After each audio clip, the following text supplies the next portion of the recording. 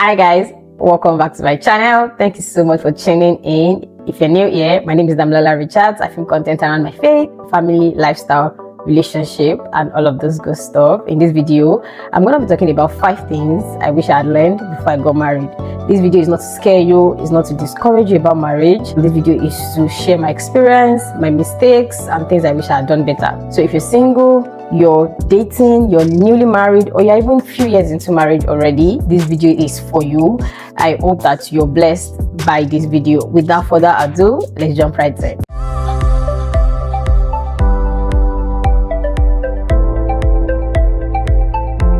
Before we dive in, I'm just going to say this very quickly. These 5 things were not things that I was totally unaware of.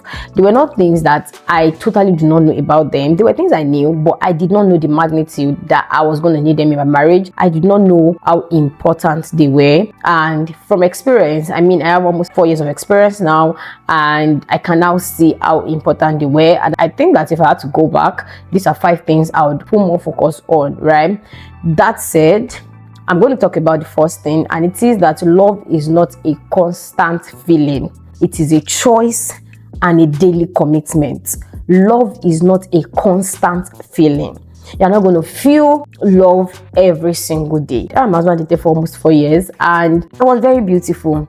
There were times that I have had to make sacrifices, right? So it wasn't just about feelings, but it was different. It really was different, really. While we were dating, it was over the phone, right? Feelings, emotions, feelings, and all of those things were there, but the weakness of the person that I was dating wasn't as magnified as it became in marriage.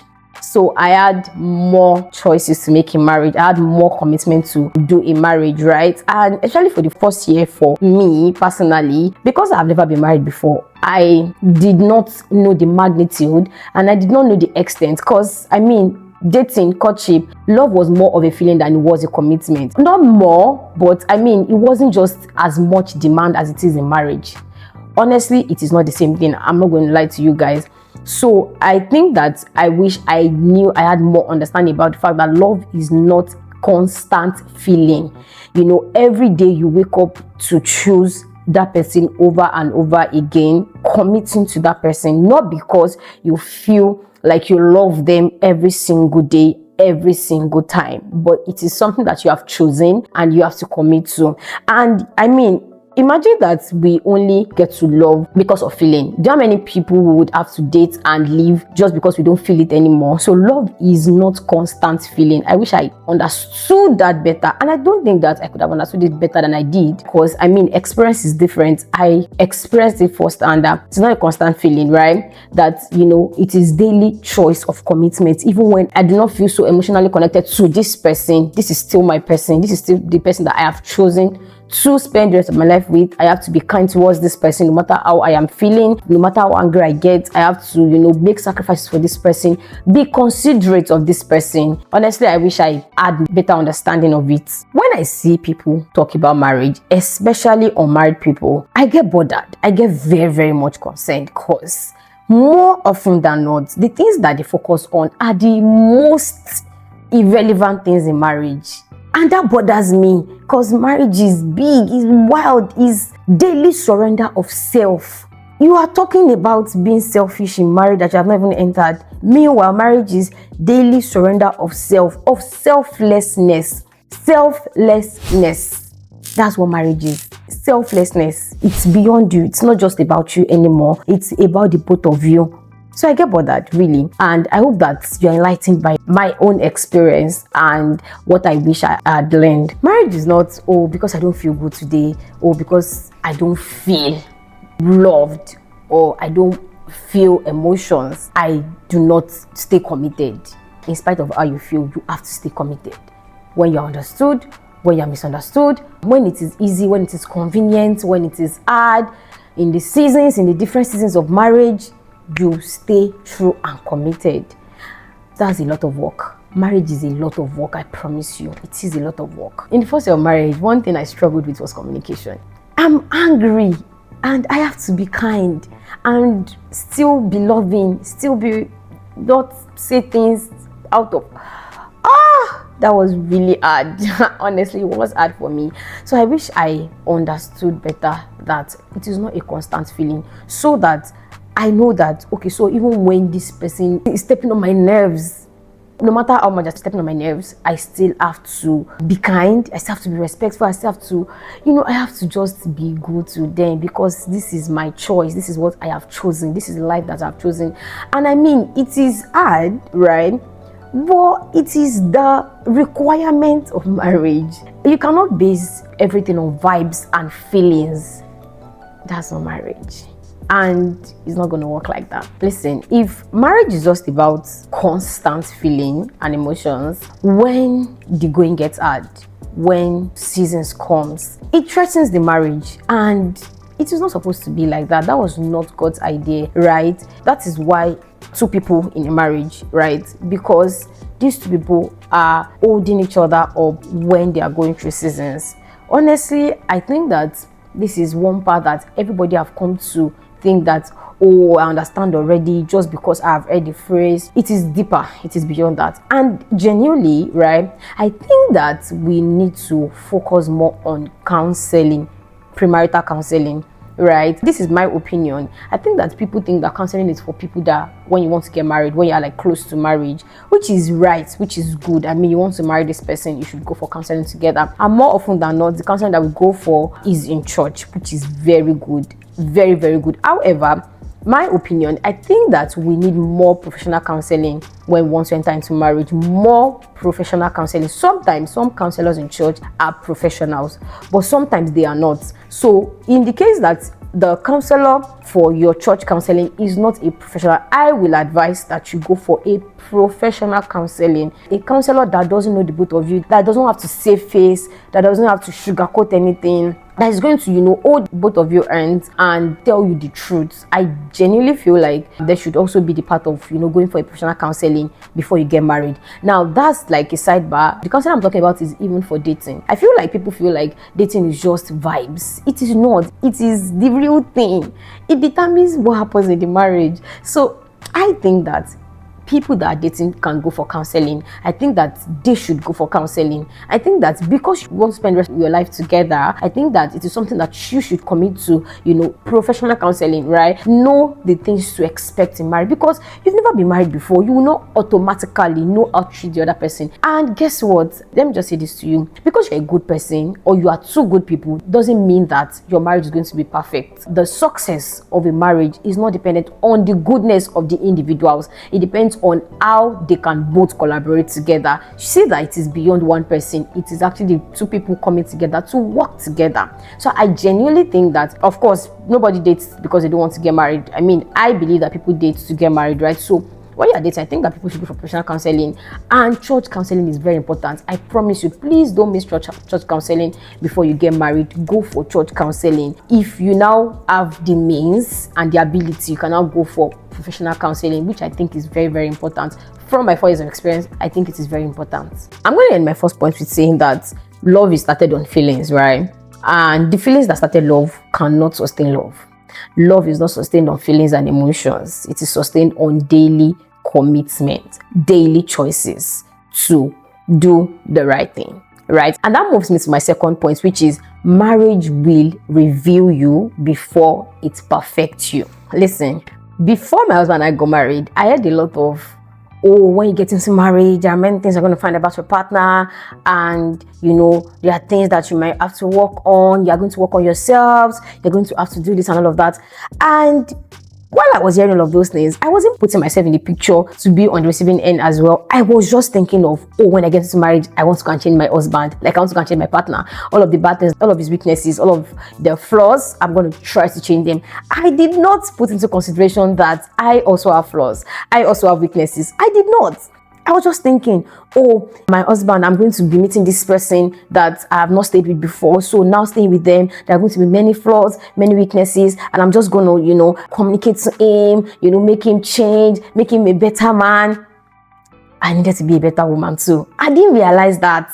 And coming into marriage, it was really hard for me, because every time I am now like giving feedback to my husband, but not wanting to receive feedback myself. And I mean, this was hard. I promise you. I know that the way I'm saying it now, it sounds like, damn, why would you do that? But hey, it was really hard, honestly, right? Having to receive feedback as well, because in my own eyes, I was perfect. I had no flaws. I had no weaknesses. In my head, you are the one that is imperfect. You are the one that had flaws. You are the one that had weaknesses. I do not have all of these things. But I did. And as much as I wanted to change my partner, which is a wrong, perspective, right? It is a wrong thing to say or think, right? I won't change my partner. But I mean, what I wanted wasn't to change him, but like to basically just communicate the things that I don't like, such that he can, adjust in those areas. I didn't realize that there are also things that I also needed to change. Like I also needed to adjust. I also needed to let go of all of those things. And it was a very big shock for me in marriage that means not perfect. Yeah, so I wish that I learned that better. I wish I knew the magnitude, and I wish I fully understood that statement that they used to say that, oh, you're going to learn your partner again.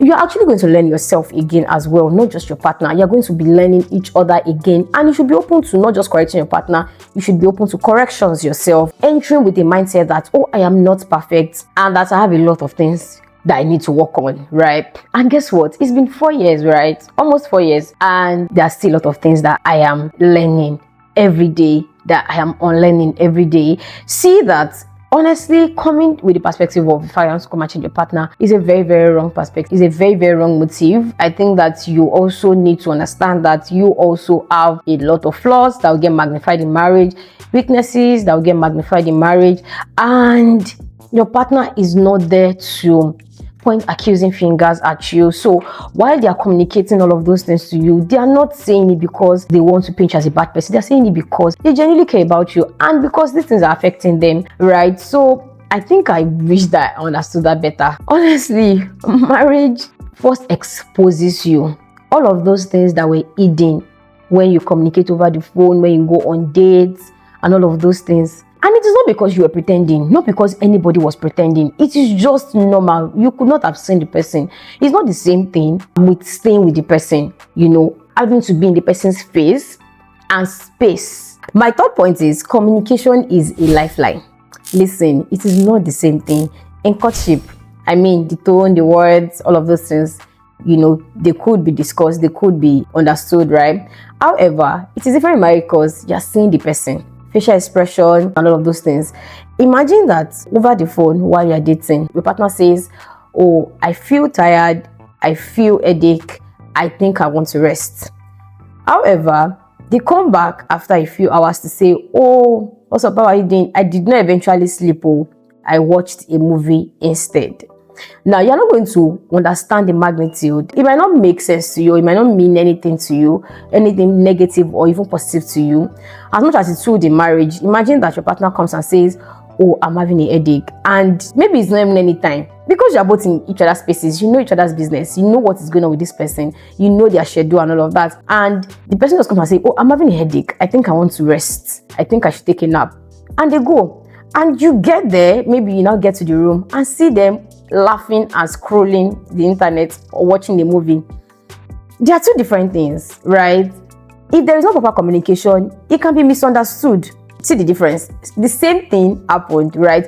Only that in courtship, over the phone, it is not felt as much as it is felt in marriage when you're seeing the person, right? You are in it, you are in there, you are seeing the person. And so communication is different in marriage, really. It is different from the words, the tone, the expression. Honestly, it is just very much different. I remember sometimes while we're obviously talking about something very, very serious, maybe there is an argument about something, or we're just trying to talk through something, and my husband would say, oh baby, rolled your eyes, and I'm like, I did not, I just blinked. If that was over the phone, I'm sure that even if I had rolled my eyes, there's no way it could have been seen, right? But because it is physical, it is genuinely different, and I think I understood that better, really. But because it's not like we had stayed together and I understood, or I'd stayed with a man before, or that all of those things, to understand that, oh, there are better parts of communication apart from the tone, apart from the words, apart from expression and all of those things. There is more, right? In fact, even timing is important in marriage. Timing, You have to understand that. And again, I'm just going to really refer back to counseling about this, because I mean, everybody has like, oh, communication is important, oh, it is good, even in dating it is very important. I get it, but do we understand how important it is in marriage? Do we understand all of these different dynamics that comes with it in marriage and all of those things? I feel like people have to, genuinely on themselves figure these things out, and there are no like structures. That's why I said, as dating couples, I genuinely think that people can go for counseling while dating, and I don't think that counseling is a bad thing. Contrary to like how people feel like if you're going for counseling, it is because you have problems in your relationship or you have problems in your marriage. I don't think so. I think that counseling is to know better, to understand each other better, to have a third person perspective of how it should be. Because sometimes I might feel I'm right, my partner might feel that they are right, but we just need somebody with a clearer head that would not be biased on picking sides and would just tell us the plain truth, right? So I think genuinely that counseling is not bad. In fact, I think that counseling, if it's a professional counselor, right, you would even learn all of these things before you get to marry. So yeah, I wish I understood that communication is a lifeline. For me, the most part of communication that I focused on was in me speaking.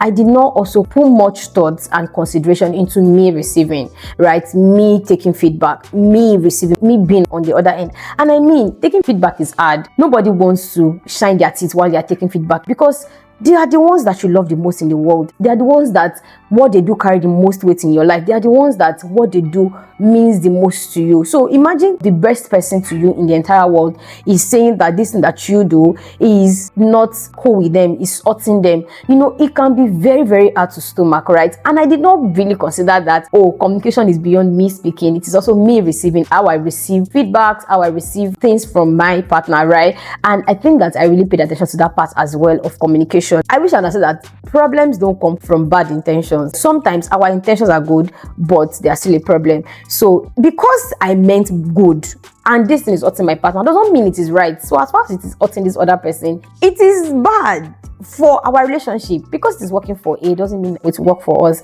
So there is a dynamic of your own relationship that, this thing, even if it is in the textbook, if it works for 99, it might be the one that it will not work for, right? And you have to understand that no two relationships are the same. Because it is working for these people doesn't mean that it will work for you. Communication is also finding what works for you. And again, problems do not come from bad intentions. Sometimes good intentions can cause problems. And I did not fully understand that, and I wish I did. So again, communication is a lifeline. If you have to seek counsel, don't be afraid to seek counsel. Another thing I wish I learned is that you don't have to get everything right to have a good marriage. I came with a perspective of the fact that we should not fight, right? We should not have problems in this marriage. We should not fight. Let everybody just be cordial. Let it all be love and love and love and love. And what that did to me was that I would not confront when I am hurt, and I would not welcome confrontation. So when I'm being confronted, because I don't confront, I feel like, you are cheating me. I don't confront you when you do this thing that hurts me, so you should not confront me as well. And it doesn't work that way. And I was genuinely afraid of conflicts, which is not bad at all, right? Because I was even avoiding conflict, there were more conflicts. Because I wasn't speaking my mind, because I wasn't speaking the things that were hurting me, there were more conflicts, because there were more issues. There's an underlying issue that is not solved, then there are bigger ones, and I just keep piling them. And I realized that, damn it, talking about something that hurts you does not mean that you hate your partner. In fact, you love them, and because you want it to work out, that is why you want to talk about something that is hurting you. That's why I want to talk about something that they are doing that you do not like. Because living with it and thinking that, I can just live with it for the rest of my life, it doesn't work that way. I think more often than not, we really think that we can live with it for the rest of our lives, and we cannot do, really. So I genuinely thought that, my marriage isn't going to be fight. Honestly, I wish I understood that having conflicts, having differences doesn't mean that we're having a bad marriage. It is a sign of good marriage, in fact, that we can, talk to each other about the things that are hurting us, about the things that we do not like. Because we're two different people. We have lived 20 something years of our lives separately. There is no way that we'll come together in one day because we said vows together at the altar and everything has changed forever. Even when we came into Christ, our spirit man changed, but our flesh did not change, our mind did not change. So what makes a difference in marriage? Really, I think I wish I understood that better, that, having differences doesn't mean that we're having a bad marriage. It means that we're trying to learn each other and we're going to get better, because the more conflict you resolve, the better you get to know each other. So rather than letting that thing slide, talk about it. And I also need to understand that being confronted does not mean that my partner hates me. They're just communicating to me that is, I don't like it, it's affecting me, and they want to get better. They want us to get the best of ourselves in the marriage, right? I did not understand that, and it is something that I learned, and it's been almost 4 years and I'm still learning. I really am still learning. So I wish I understood this before I came into marriage. The last thing I wish I learned before I got married, or maybe I had a better understanding of, is that being one is not mere word. It's a journey. You're not going to wake up a day after your wedding ceremony and become a changed person. All the 20-something years of your life, or whatever years of your life before you got married, you were not being one with this person. So you're going to learn to be one. I did not realize that. You know, the idea of, oh, we have become one flesh after saying our vows, I thought that automatically I would know how to become one with my husband, and my husband would automatically also know that they are one with me now. It didn't work that way, really. It was a shock, but it didn't work that way, right?